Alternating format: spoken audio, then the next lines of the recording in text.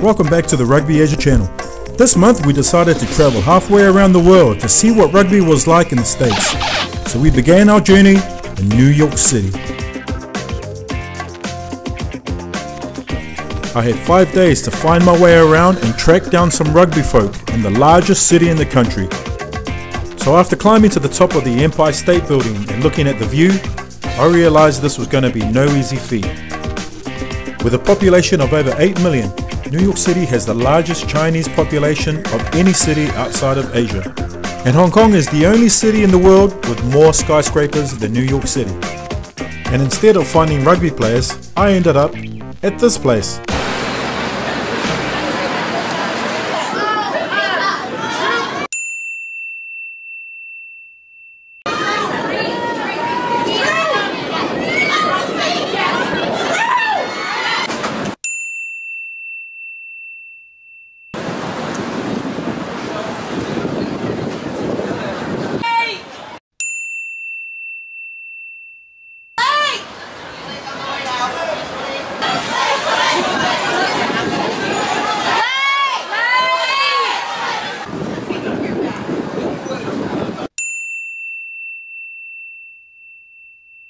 Okay, back to the rugby. Hey, so my name's Simon Reid from Titahi Bay, Wellington, New Zealand. Been living in New York now for about 8 years. Used to play rugby with Semi back in Wellington for the Mighty Roosters. Under 21s I think we were, back when Semi was a little slimmer, I must say. But yeah, been living here for 8 years now in New York with my wife and kids. Well, in New York and Connecticut, I guess, and New Jersey, there's actually a pretty good presence of rugby teams. Certainly in New York City here, there's the New York Athletic Club team that were pretty strong. They've sort of come back after losing a lot of their team in the 9/11 tragedy, and they've regrown and become a force again. A lot of guys that play, you know, American football in high school and college, if they're good enough to play at college and then don't make the pros, they basically have to stop. They can't go off and join like a club like you can with rugby. And a lot of these guys still have a lot to offer physically, and they're looking for an outlet, so they find that rugby is a good outlet for them. They go and join a local club. These guys are still pretty young, in good shape, and they can go and play rugby. You know, it might be a bit of a learning curve for them, but you know, they enjoy the physicality. Excuse me, Commissioner. Yeah. Hi. Nice to meet you. How you doing? Good, thanks. I came all the way from Hong Kong. Oh yeah? Yeah, just to check out the state of rugby in New York. Yeah. As you can see, I had a bit of good luck running into the head honcho for the New York Police Department. What you don't see are the 5 Secret Servicemen off camera staring back at me. That made things just a little bit tricky. Well, I must say I'm a football fan, but I did go to New Zealand and watch a little rugby, and it was fascinating. It's a tough sport. I think it would be popular here in the US with a little more exposure. And can you tell us about the event that's happening today? This is a PAL opening of a street, in which every summer we have what we call play streets.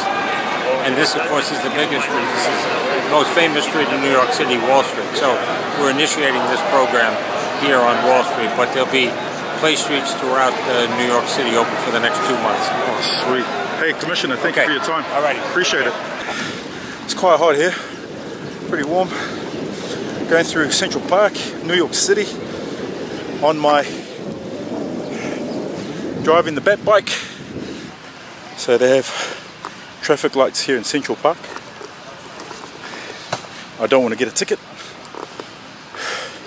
So let's see how far this road will take us. The light's gone green, let's go!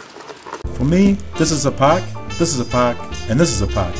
I've never been to a park that had traffic lights or roads in them, but this bad boy covers about 843 acres, which is about 533 rugby fields put together. The bicycle track is about 10 kilometers all the way around and takes roughly 1 hour by bike. It only took me 5 hours because I got lost.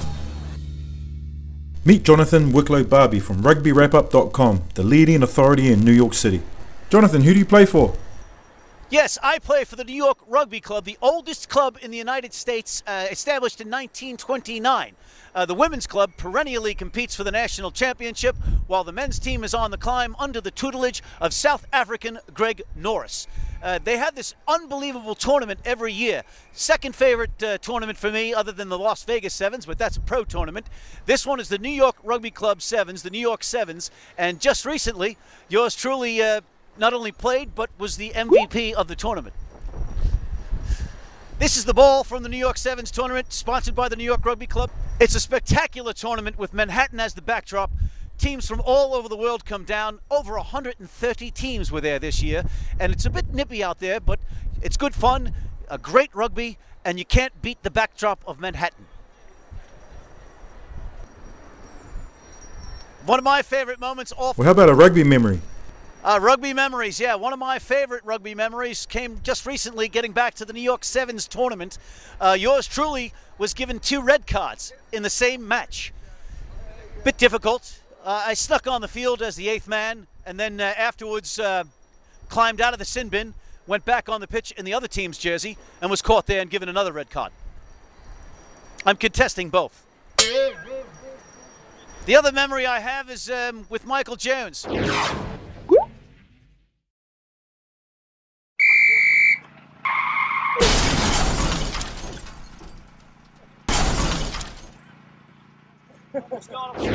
Tossed me the ball, tackled me, stepped on me, picked me up, carried me down a hill, and threw me over a fence into traffic. Rugby wrap up everything, footy and more. Thank you.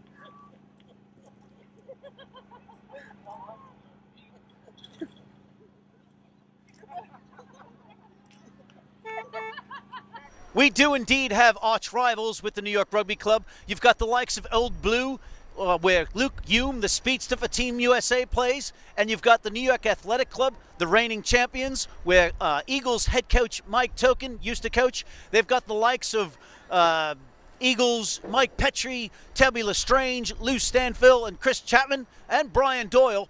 Yet all those players all wish they could play with me on the New York Rugby Club. Cheers, mates. It's been a real treat. Thanks for having us on. We urge you to come to RugbyWrapUp.com just after you go to RugbyAsia Channel, of course, and we'll see you on the pitch. Well, it's day 4 on July the 4th, and Jonathan invites us to his place for a feed and a rooftop party where we get to meet some more interesting and random people. Ladies and gentlemen, we're here in New York City. I'm talking to a beautiful young woman here, Katie. Katie, can you tell us a little bit about where we are and what we're doing here? Well, it's the 4th of July in New York City, and we're going to watch the fireworks. Katie, are you single? Partying. Are you single? Maybe. So we play for Old Blue Rugby Club. We were successful about 4 or 5 years ago. Unfortunately, right now we haven't been so successful. He's still successful for me, okay? So unfortunately we fell victim, I can say victim, to the New York Athletic Club. They're a good team, wonderful team, and just over the last couple of years they've really dominated the circuit. They've won the 4 of the last 6 years. Rugby players have like great legs. I've got a bunch of Australian rugby players who are my favourites. But you know, you can't go past Campese. He's absolutely unreal. He stole the show back in the day, and you know, to now there's not too many that take his actual place. So yeah, Campese, David Campese, he's unreal. What would you like to say to all of the young up-and-coming rugby fans and soccer fans? I would say watch rugby as much as possible and worship Semi. I'll say that again, sorry. Worship Semi! Yeah! This is Katie and Sammy signing out from New York City, July the 4th. Peace out. It's my last day and I decided to walk around the projects area in Brooklyn, where there's a strong Black and Hispanic presence throughout the community. New York City was awesome. I got to meet police commissioners, to old friends, to rugby players, to random people. However, there was only one thing left to do to express my appreciation of this town before I left.